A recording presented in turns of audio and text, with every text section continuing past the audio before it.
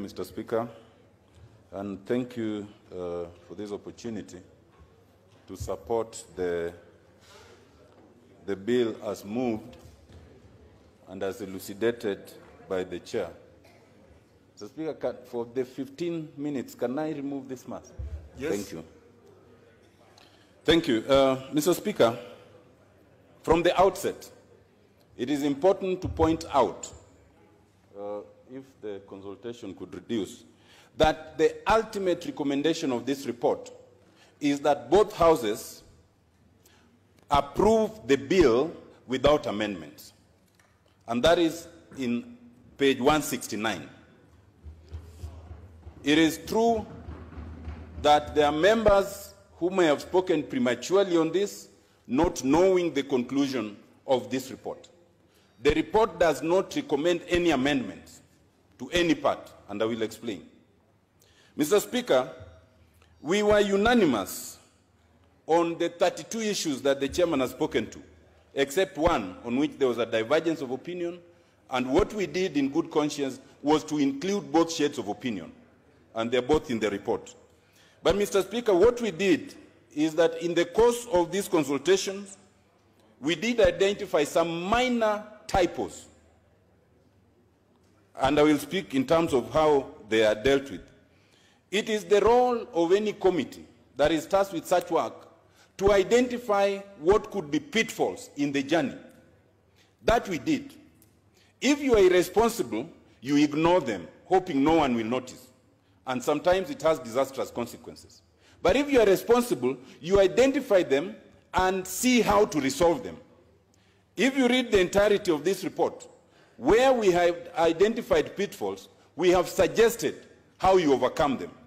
Now, that is what some people misunderstand and think it is sabotaging the report and the process. That is actually facilitative, not disruptive. It is to protect this document from any possible flounder thereafter. Mr. Speaker, especially if one reads the report completely, you will see, and I will come back to this, that at the end, there are only 6 minor areas, and they're on page 99 of this report. Minor areas of typos. 2 of them, we decided that we cannot touch because they would require us to put ourselves in the place of the promoters. We cannot substitute ourselves for the intention of the promoters.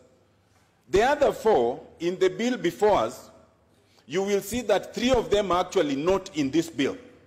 There's only one, and I will speak to it, and it is quite minor. So I also want to let people know that there are no major issues in terms of inconsistencies or typos, as may have appeared. The fact that we identified them does not magnify them, and they're very easy to deal with. Mr. Speaker, I want to assure the nation and this House that the committee was unanimous on all 31 issues, and there was no division between the Senate and the National Assembly at all throughout our deliberations. And you will see in the signature page that it is signed across the board.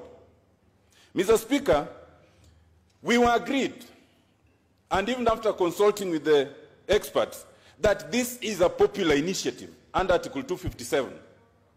The question of who initiates it is irrelevant to whether it's popular or not, because we agreed that in all the countries where you have popular initiative, it is an additional measure. Constitutional amendments usually could be proposed by Parliament or by the executive. Popular initiative gives any other person the opportunity, but does not exclude the first 2. Even this Parliament can choose to initiate an amendment by popular initiative rather than inside this House. So the issue that the executive may have initiated does not take away from the fact that it's popular initiative. Mr. Speaker, we agreed that while the role of Parliament is restricted, it is not ceremonial. It is not ceremonial because if you look at Article 94(1) and 94(3), you will see that Parliament is the sieve through which anything that becomes law in this country must come. Parliament is restricted when it's popular initiative, but it is not ceremonial. And I will explain that a little more. Mr. Speaker, Parliament cannot substitute its views for the views of the promoters. And therefore, Parliament cannot make any substantive change to a document that has come through popular initiative. But, Mr. Speaker, Parliament, on a close reading of Article 94, 1 and 3, has that inherent authority to make any errors, to correct any errors of form or typo which are consistent with the intention of the promoters, which does not substitute the intention of the promoters. So if the promoter meant Article 89.7 and it reads 87.7, which does not exist, Parliament can, in its discretion, correct that. But as to whether we choose or not, that is for us. And it depends on whether that typo has any grave legal consequences. And as I'll show later, in our case, it doesn't. Mr. Speaker, we agreed unanimously that in this process, a referendum is a must. And this document must be taken to the people in a referendum. That is agreed. Mr. Speaker, we also agreed that public participation is not perfunctory. It is not salutary. It is substantive. It is substantive first because it is a constitutional requirement. If we do not do it, then the process is in danger of nullification. It is also necessary, Mr. Speaker, because it helps us identify some of those gaps and how to deal with them, as we have. But more importantly also, it helps us make up our mind whether we want to vote yes or no. It helps the country make up their mind whether they want to vote yes or no. We did examine some very specific issues which have been raised as unconstitutional. One is the question of the judiciary ombudsman. Two is the question of removal of vetting of ministers and PSS. Three is the question of regulation of professional fees. And four is the question of the manner in which the two-thirds gender principle has been put in the Constitution. I'm happy to tell you, Mr. Speaker, and this House, that after thorough examination, and you'll see that in the report, and even after engagement with the experts we had engaged with, we came to a unanimous conclusion that none of those provisions are unconstitutional. Some people might find them undesirable, but undesirability and constitutionality are two different things. As long as it's constitutional, if the people agree with it, then it is okay. Mr. Speaker, I want to say this, and I want to say it categorically, and this is where the one issue arises, constitutionality. Mr. Speaker, as a matter of law, and this is where I disagree with my chairman, a constitutional amendment can be unconstitutional in two ways. It can be unconstitutional if it does not follow the process that is already in the current constitution before it's amended. Or it can be unconstitutional because it results in something that does not accord with constitutionalism. Mr. Speaker, if today there was a popular initiative that suggests that we must exterminate one of the 43 ethnicities in this country, as happened in the Holocaust and elsewhere, it would be unconstitutional, even if it came through this House and was adopted, because in substance it's unconstitutional. Or in this House, if today we decided that the presidency will only rotate in one ethnic group, it would result in that. I'm not speaking to the document yet, I'm speaking to the theory.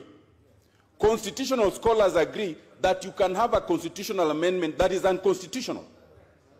Now, what we have done, and professors of law like John Buddy is saying it's not true, but that is okay, because that is your view. I am talking about the law. John Buddy, you've not stepped in law school, so just allow me. Now, the thing, in our case, there were issues that were raised. In our case, there were issues that were raised about fairness of Schedule 2. There were issues that were raised about constitutionality. There were issues that were raised about completeness. I will not speak to them because they're in the document. But to be fair, because there are equally members, including lawyers, who do not agree with me, and they're entitled, because in law, there's no strict answer to anything. There are lawyers who believe that no constitutional amendment can be unconstitutional. What we have done, Mr. Speaker, and that was the midway path, we put the view on constitutionality and the view on unconstitutionality. But what we didn't do, there was a serious push by some of the members of the committee to suggest that we sever Schedule 2 and remove it. But we were all agreed that because Schedule 2 is part of the document, and we had agreed that we cannot make substantive changes to the document, it must go with the document. And therefore, what it has done is that it has given members of this House the opportunity to look at it and make up their mind. But what's important is, it is merely an observation. It has nothing to do with the document itself. For the document must go as it is. As I'm closing, Mr. Chairman, Mr. Speaker, and this is my last point, the minor errors. Mr. Speaker, I'll urge members to look at page 99 of the document, where we identify some of the what we call minor errors and typos. Ultimately, Mr. Speaker, looking at that list, there is only one typo in the bill that we are considering, and that is in respect of clause 51. Clause 51, Mr. Speaker, refers to Article 204. The only thing it does not do is indicate that it's looking at 204 sub-article 6.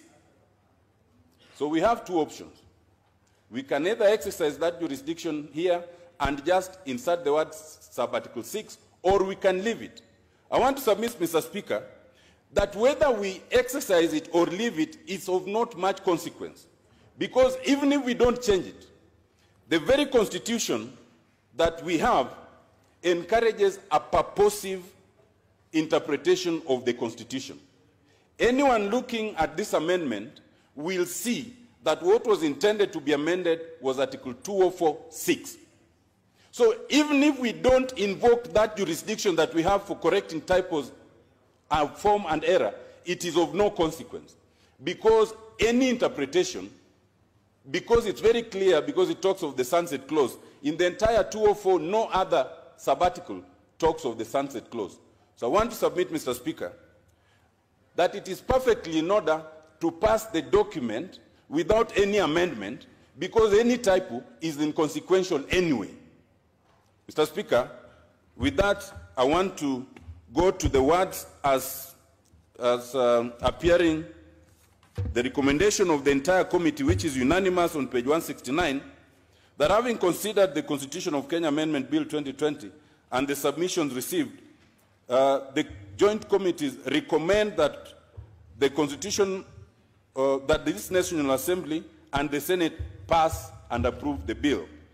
And in addition, which is the second one, that Parliament enacts legislation to provide a framework on the processing of a bill to amend the Constitution by popular initiative subsequently.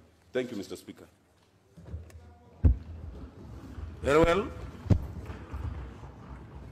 Just perhaps I think maybe Honorable Otiende Amolo, maybe many people may have forgotten that you are a member of the committee of experts that came up with the current constitution, in which when you look at, there's an article that I think every member should always have it at the back of their mind, Article 103, about how a member may lose their seat. If you look at Article 103 of the current Constitution, there is sub-Article 1 with many paragraphs, A, B, C, D, et al. Thereafter, Clause 3. Anybody, that's the point that the Honorable Otiende Amolo is talking about, the purpose. If you are to look at that article, would you say Article 103, would you talk about Clause 2? Because it doesn't exist in the, you just look at that. Look at that article. There's no Clause 2. It jumps to Clause 3. But it was passed. It was passed as it is the Constitution of Kenya, which was promulgated. I think it's important that for people to understand some of the issues that the Honorable Otiende Amolo was speaking to. That some of them may be inconsequential. They are not they don't have much import, even if they are led to stay as they are. Now, because honourable members, we agree that we will have everybody who cares or desires to speak to this bill. I will now not use the normal left of Mr. Speaker and right of Mr. Speaker, because I'm looking at the requests. There are 54 in number, and I think my screen shows the first 16. All of them appear to be from the left of Mr. Speaker. So, you know, the early bird catches the worm, isn't it? First come, first served. So don't. I'm announcing this so that nobody says, why are you giving people only one side? It is the way the screen is. Now they have increased to 57. Yeah, because, I mean, let's be fair. Let's just give people the way they put in their requests. What do you mean, error?